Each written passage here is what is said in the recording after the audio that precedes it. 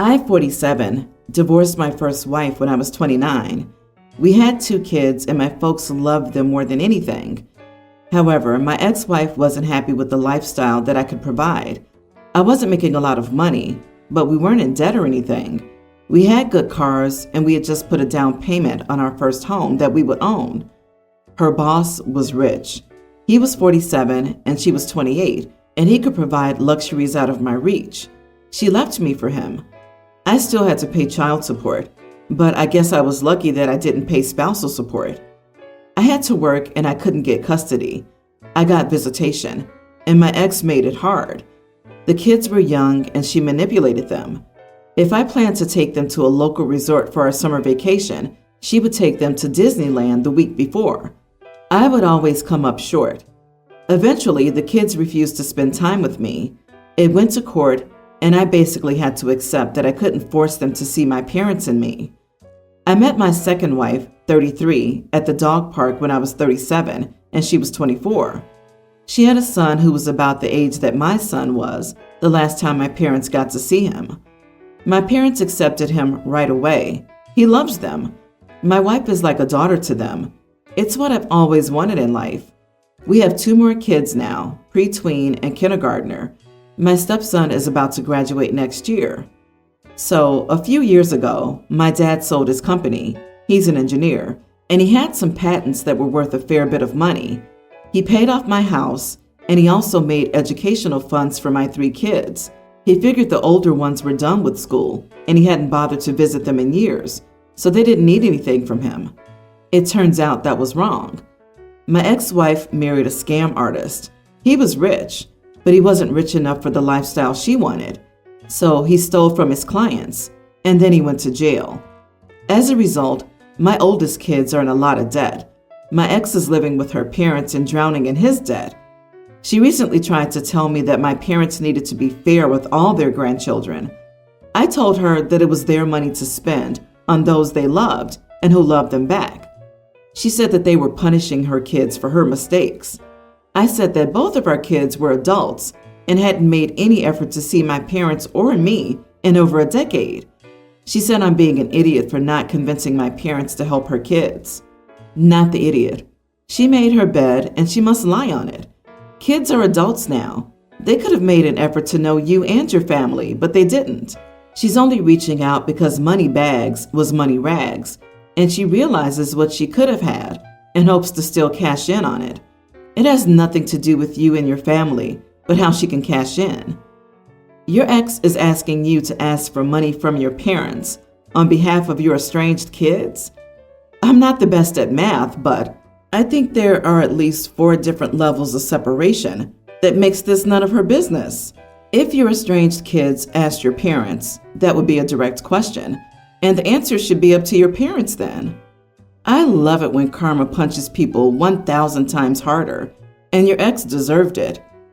Yep, it's her own fault that her 2 children were alienated from you and your parents, and hence she shouldn't expect anything from them. I feel saddened that these 2 will not receive anything due to her brainwashing them for years. I've been in their place, but if she wanted, she could have come clean with the kids so they could at least have a relationship with their grandparents.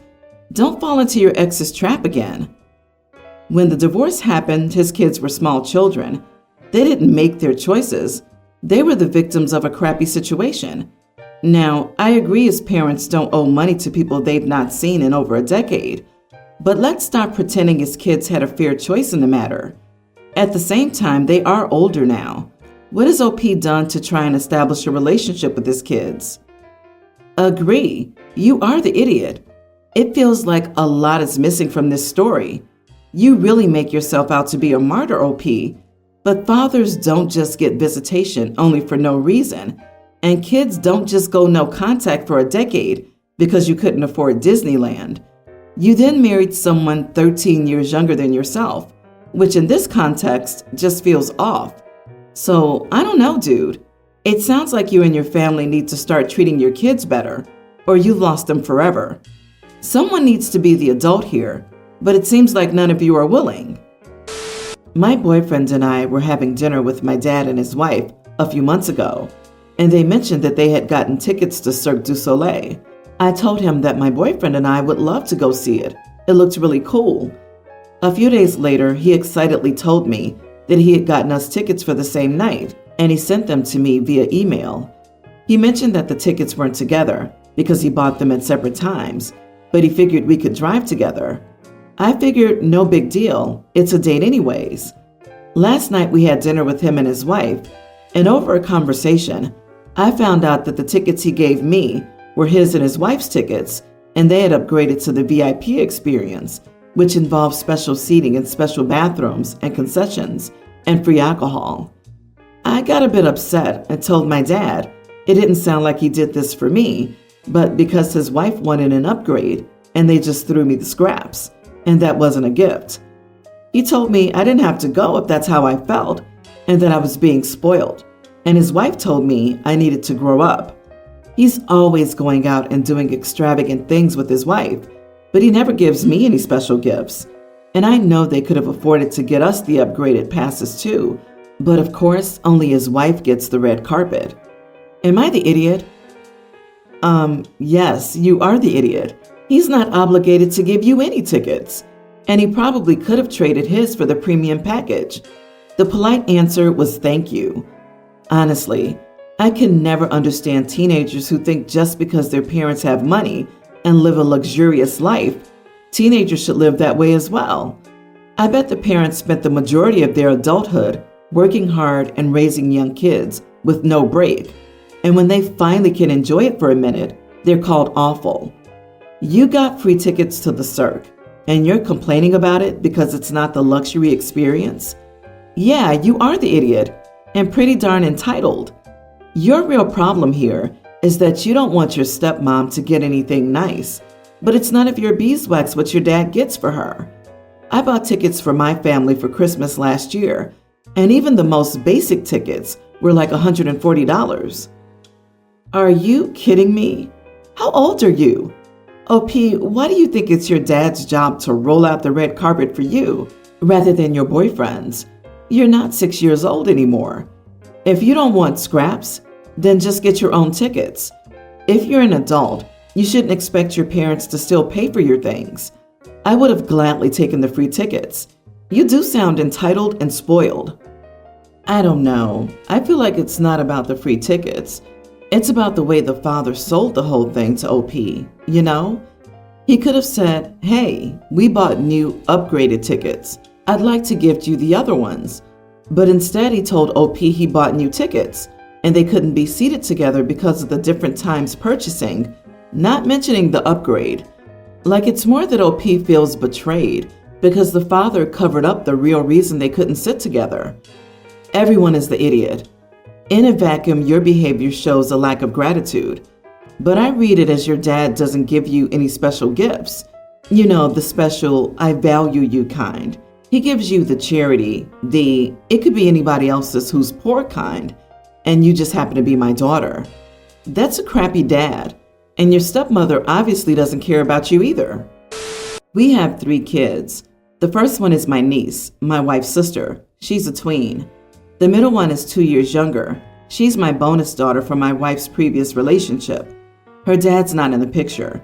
The youngest one is a young child. She's biologically mine with my wife. This is about the middle child, though. With only a week before Christmas break, she was suspended along with 2 classmates.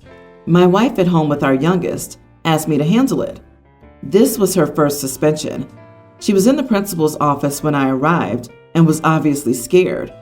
She not only truthfully stated her involvement, but took responsibility for her actions by acknowledging she was wrong. I was proud of her for doing that. This is what we taught our children.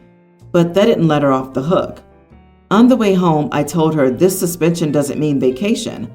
She's to do her schoolwork and regular chores, no video games, and I took her phone away. This is for the full duration of the suspension, since they suspended her for the rest of the semester. When we got home, I discussed everything with my wife. She said the punishment was too weak. I reminded her she told me to handle it, which I did. Anything harsher would just make her want to lie next time to protect herself, honestly. My wife felt it was necessary to add to the punishment, She went through her gifts and returned basically everything. She kept necessities like clothes and shoes. She didn't even bother to tell me until after she made the returns. It would have ruined her Christmas.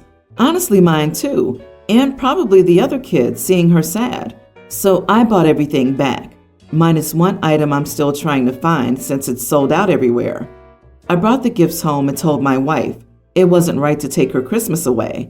She's just a child, and children make stupid choices all the time. After all, the kid knows she did wrong. She didn't really say anything and didn't appear upset either. The next day, I came home to my dresser, nightstand, my side of the closet, and my two boxes ransacked. I then caught her going through my truck, looking for the receipts. Honestly, I was angry at the fact that she didn't even ask for the receipts, but tried to find them behind my back, yet again, to return everything. Plus, the disrespect of going through my stuff like that and leaving a mess. I've never done that to her. I probably should have walked away to cool off, but instead ripped into her, which caused a huge fight. This kid isn't one to get into trouble. This is the first big thing, and I feel my wife is overreacting. My niece has done far worse and had the same consequences I gave my daughter. I don't think it's fair. My wife thinks I'm undermining her by rebuying the gifts. She says the consequences I gave aren't enough to teach a lesson. Her idea of snatching Christmas away, she believes, will send a message. Am I the idiot for rebuying the gifts? Edit. She was using the restroom when one of her classmates took out a bag of firecrackers. 3 of them were in there together, deciding to light them and throw them in the toilets, thinking the water would put them out, but it didn't. School went on lockdown, kids, staff, and teachers got scared. Given the times, I don't at all blame them. The kid that brought them was expelled. Geez, your wife needs therapy. Clearly she had this done to her by her parents, and the trauma's still there. Not the idiot. You did everything well. It sounds like a trip to the fire department would be more useful, considering the circumstances. The daughter was not the instigator. Ruining her Christmas is overboard and not needed. She's a kid, and this is a teachable moment. I had a father who would try to take holidays away for the smallest mistakes. You accidentally forgot to empty the dishwasher twice in 1 week? Too bad you're not getting Christmas this year. You got a low grade on your math test? No birthday party for you. If my mother hadn't fought him on those ridiculously out of proportion punishments, my brother and I would have missed out on many, many holidays. We were constantly walking on eggshells to be perfect because we were afraid to have our childhood experiences taken away. Your wife is doing this for a reason. You need to sit down and have a serious conversation about the effects that this will have on your daughter. Does she honestly believe this is something your daughter will benefit from, behavior-wise? I don't think so. Dig more into the root cause, because it's alarming she's trying to normalize this. My preteen son had a birthday party this past weekend, and many friends and schoolmates around his age came over with their parents. I have a male mastiff mix for context. I know people always love exaggerating and saying their dog is so loving, regardless of its true personality. My dog is friendly towards my family and people he's familiar with, but he's very aloof towards strangers. He doesn't bark towards strangers, but will have a low growl if he's patted or touched without the proper introduction. So anyway, for the party, I decided the best solution was to have him kept upstairs on the 2nd and 3rd floor with a dog gate installed at the stairs. The party was confined to the 1st floor and the garden. Halfway through the party, my son and his 2 friends wanted to go upstairs to see my dog. These 2 friends have come over to my house frequently, and 3 of them have spent unsupervised time around my dog without any incidents for the past 2 years. They are very aware of the rules and the boundaries I've set. They can play fetch and stuff with him, but never play with his tail or face or try to sit on him. Another boy, let's call him Brian, and his mom heard that my dog was upstairs and wanted to head up too. I said, nope, sorry. My dog doesn't play too well with people he doesn't know, and I can't be around upstairs all the time. Brian's mom insisted that it would be fine, and her son loves playing with dogs, etc. I cut her off and said, nah, another time. and directed them both towards the other toys and party stuff going on. Less than 5 minutes later, I heard barking and screaming from upstairs. I run up to see Brian crying and his mom yelling at my dog and me. All sorts of accusations were hurled at me, including having a rabid dog and an untrained dog, and she said she was going to ensure my dog was put down. I tried to ask the other kids, my son and his friends, what had happened. So it turns out that Brian and his mother came up on their own, and while my dog was lying in one corner, he decided to go over and start pulling his tail, even though the other kids told him not to. His mother waved them off and allowed Brian to continue. That resulted in my dog getting up, barking at them, and growling. I checked Brian for any injuries and found none. My CCTV recording showed exactly what my son and his friends had described, and there was no contact between my dog and the boy. Brian's mom brought him to the doctor anyway for a full checkup, no injuries found, and wanted me to compensate for that and apologize for the incident. I said no, and she'd be lucky if I didn't pursue anything about trespassing into my house's upper floors. So, am I the idiot? Not the idiot. I am astounded every day by how many people think they know a dog better than the owner and feel entitled to do as they please. You clearly set a boundary. They thought they knew better and clearly found out differently. Be grateful you have a camera proving their abuse of your dog that led to your dog's reaction, and very glad that no one was bitten despite deserving it. Right? Also the fact that the child and mom were like, ah yes, pulling a dog's tail is a great way for them to greet an unknown dog and not get bitten. They're lucky your dog is pretty chill. I know a lot of dogs who would have been much less forgiving. I wouldn't invite them to my house ever again. That was so rude of them. I personally don't want to know the gender of my baby, as I don't think it matters. My ex was previously uninterested in our baby and me, and made it clear he would only fulfill his financial obligations to our baby without playing a fatherly role. Since his family has found out, I suddenly have his full attention, and so does our baby. His family has been asking me if I know the baby's gender yet, and they haven't been subtle about letting me know that they'd like me to find out. I've told them that I don't want to know, but now my ex is demanding I find out. He told me he wants to know if I'm giving him a son, and has even tried to bribe me to find out for him. The last time he asked me, I told him he'd find out once the baby was born, but he told me he wasn't going to wait that long, and he had as much right as me to know our baby's gender. So he thinks I'm going to let him come to my next appointment so he can find out, but I'm going to reschedule it instead. Am I the idiot? Not the idiot, and it might be time to go low contact. Think about this. His family's only interested if you give them a son to carry on the family name. I would recommend giving the baby your last name. If you have a daughter, they'll lose all interest again or treat her as less than others. If you have a son, the toxic misogyny they'll likely pass on sets off my warning bells. There are all sorts of ways that can mess up either gender of a child. The bottom line, he has no rights or responsibilities until the baby is born, and that includes finding out the gender behind your back. So long as you're carrying the baby, they are a part of your body and your choice. If OP really wants to see how they'll react, she should say she's having a girl. Whether true or not, they won't be able to take back anything they might do or say before the birth. OP, keep yourself safe. Tell anyone you know that your ex and his family are harassing you. Family, friends, doctors, boss, co-workers, the server at your favorite local restaurant. These situations can get out of hand fast, and it's better that those around you all have a heads up, just in case.